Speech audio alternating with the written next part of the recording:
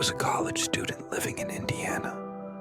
His house sat quietly next to a patch of woods. During the day, the place felt normal, but at night, those woods made it feel off. Out back, under the patio, was a hot tub. That's where everything happened. It was Saturday night, March 29th, around 12:30 a.m. Spring break was ending, and school was starting again soon. Mark had his 3 close friends over, Kyle, Keenan, and Derek. They were just hanging out, making the most of their last night before classes started again. They were in the garage playing pool, blasting music and drinking, laughing, joking. Just a chill night. Then Kyle suggested they hit the hot tub. It was cold out, so the warm water sounded even better.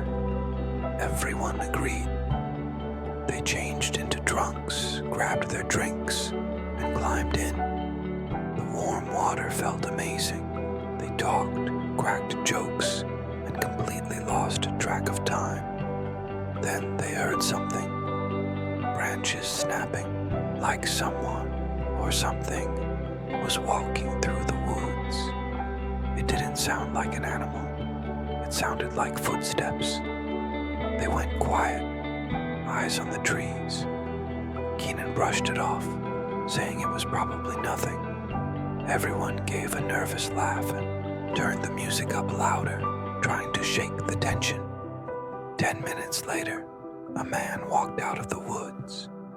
He stepped into the glow of the patio light. Tall, pale, wearing a long black coat, white sweatpants, and a full gaming headset. His face was blank, his eyes wide. Everyone froze. Mark shouted, "Who the hell are you?" The man raised his hands and calmly said his name was Seth. Said he was 33 years old. He said he'd heard them laughing and thought he'd come join. The guys were stunned. Mark told him to leave. Seth didn't move. Instead, he took off his coat, then his shoes, then his pants. Now he was standing in just his underwear. Then he stepped into the hot tub. Nobody said a word. Mark slowly pulled out his phone and started recording. Not because it was funny, because something felt really, really wrong. They started asking Seth questions, where he came from, if he knew anyone there. He gave vague answers, repeating that he'd just heard them laughing and wanted to hang out. Then he said something that made everything stop. He said he had molested a child. Instantly, everyone jumped out of the hot tub.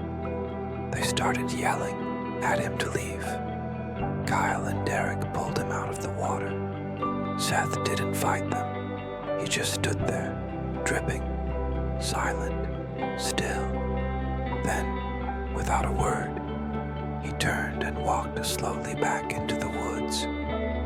The group ran inside, locked the doors, and tried to process what had just happened. Some of them laughed nervously, trying to play it off.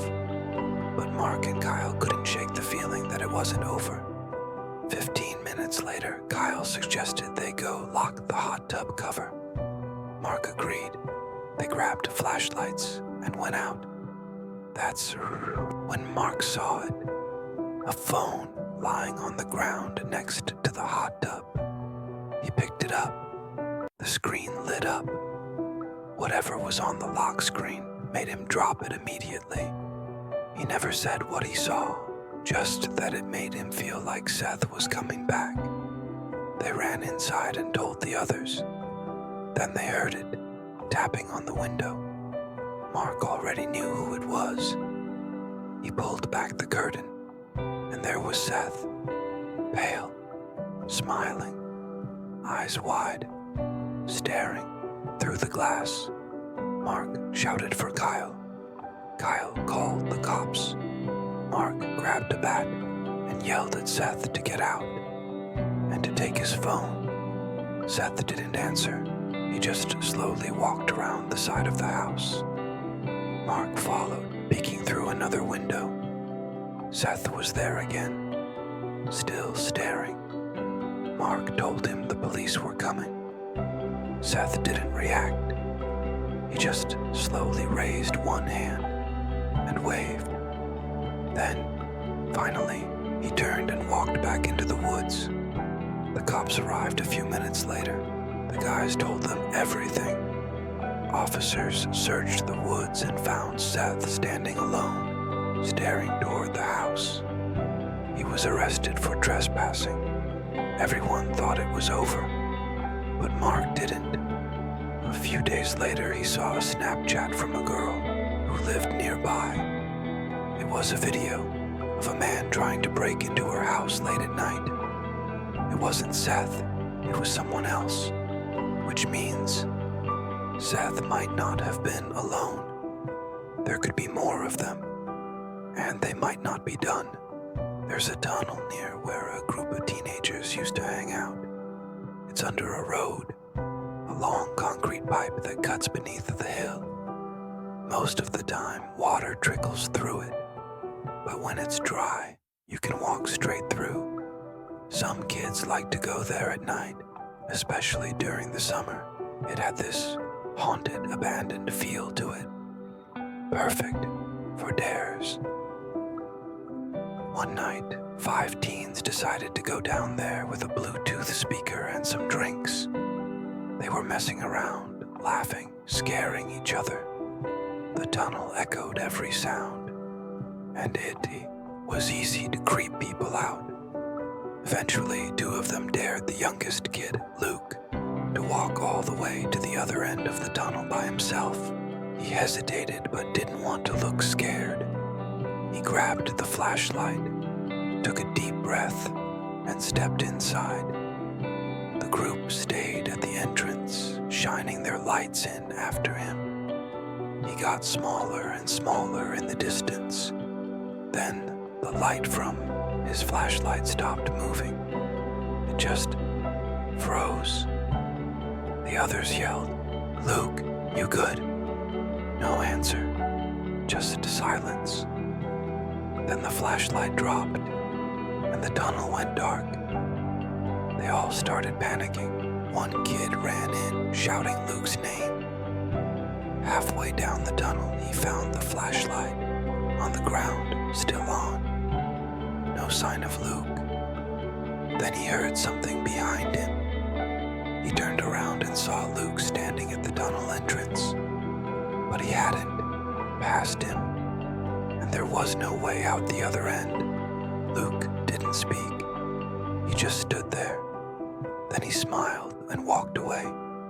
The rest of the group ran after him, but when they got outside, he was gone. A guy named Ethan went on a solo camping trip deep in the woods of Colorado. He wanted to disconnect. No phone, no distractions. Just him, his tent, and the trees. Everything was fine the first day. He hiked, made camp, and cooked dinner. When the sun went down, the forest got quiet. Too quiet. That night he woke up to a sound. Chanting. At first he thought it was a dream, but when he sat up and unzipped his tent, he could still hear it. Voices, low, repeating something over and over. He grabbed his flashlight and followed the sound. It led him deeper into the trees. Then he saw it, a circle of people wearing masks, standing around a fire, chanting in a language he didn't recognize. He ducked behind a log and watched, heart pounding. One of them stepped forward and pulled out a knife. Then they raised their hands, and the chanting stopped. They all turned and looked straight in his direction. He ran, didn't stop running until he made it back to his tent, threw everything in his bag, and hiked 3 miles to his car in the dark. He never found out who they were, and he never went camping alone again.